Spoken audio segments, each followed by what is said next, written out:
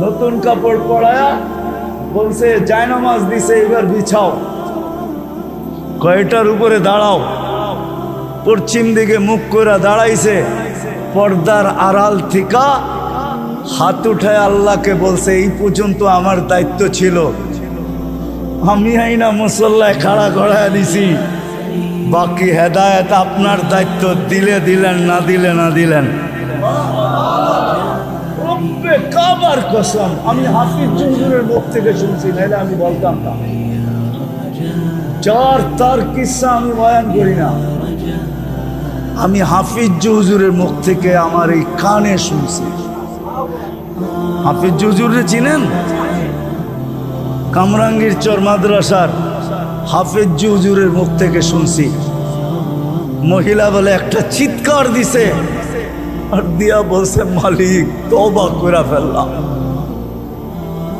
সপ্তাহে একদিন মহল্লাবাসীদেরকে ঘরে আনেন, আল্লাহর ঘরে আইনা, এটার নামই গাছ। আইনা দোয়া করেন, আল্লাহ এতদিন যায়া বুঝাইছি ওর পরিবেশে, আজকে নিয়ে আসছি তোর পরিবেশে। এই পর্যন্ত আমাদের দায়িত্ব ছিল, বাকি তুই জানোস, দিলে দে, না দিলে না দে, তোর ইচ্ছা। সপ্তাহে একদিন গাছতে মহল্লাবাসীকে আনেন, আইনা আইনা এই কথা আল্লাহকে বলেন। রাগ হয় না তাবলিগওয়ালারা, পায়ে হাত রাখি, পায়ে হাত। যদিও একটা কথা মিডিয়ায় বোঝা ফেলতেছি, বর্তমান তাবলিগের জমানায়, বর্তমান তাবলিগে যারা নিজেদেরকে মনে করে আমার চেয়ে বড় মজলুম কেউ নাই, মজলুম। এই জন্য আজকে খুইলা বলতেছি, খুইলা গাছ তো করেন, সাপ্তাহিক গাছ কোনো দিন মহল্লা বা আনেন নিজেদের বয়ান শুনানোর জন্য, নিজেরা তাশকিল করার জন্য, নিজেরা ক্রেডিট লওয়ার জন্য।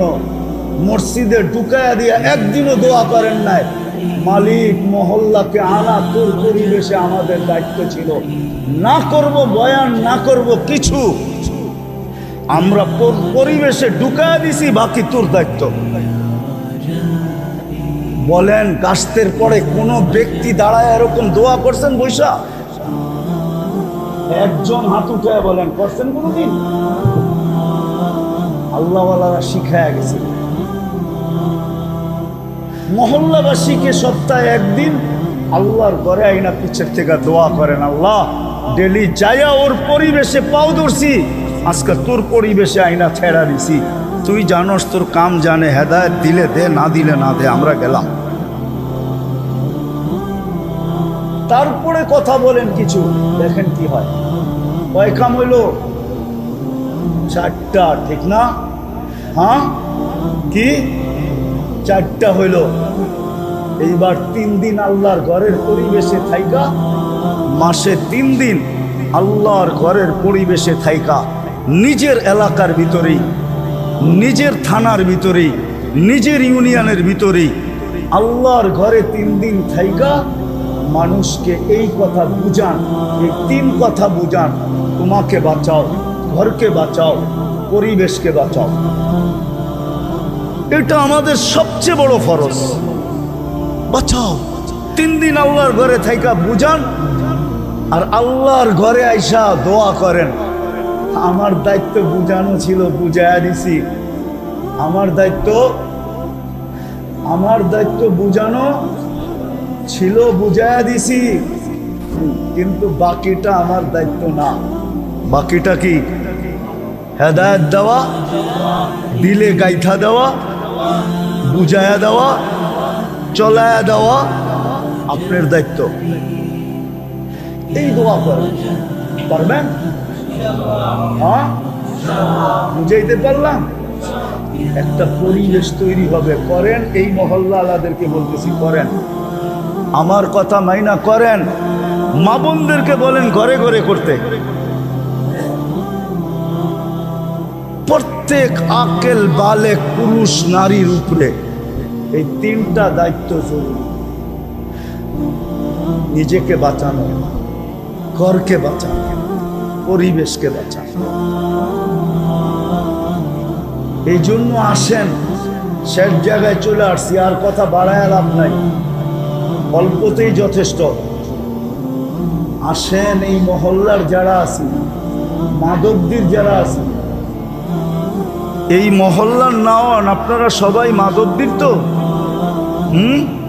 আজকের থেকে দায়িত্ব নেন যে আমি আমাকে জাহান্নাম থেকে বাঁচাবো,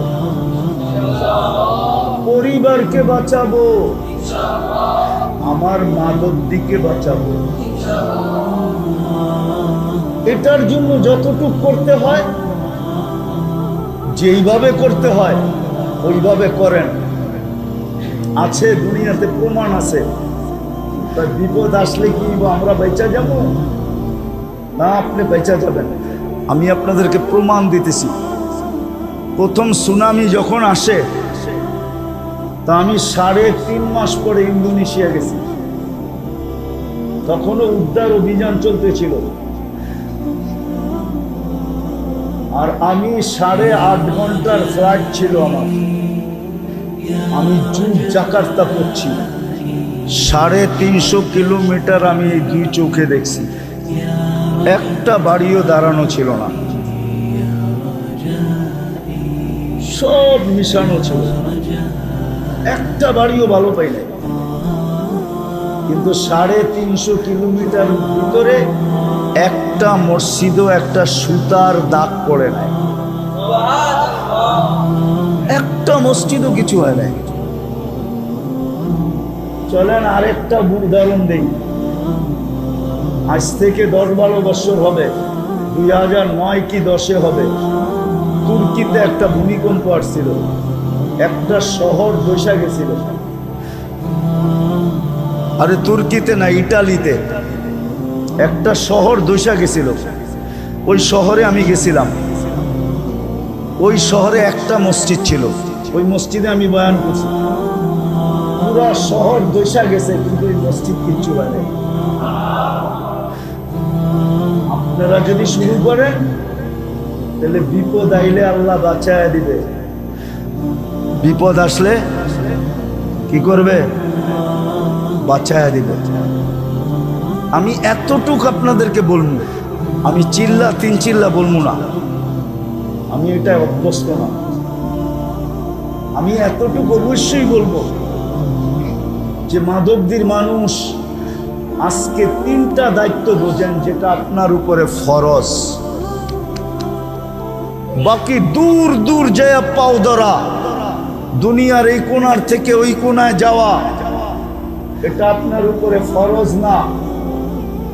হইতে পারে, কিন্তু কেফায়া হবে, ফরজ না।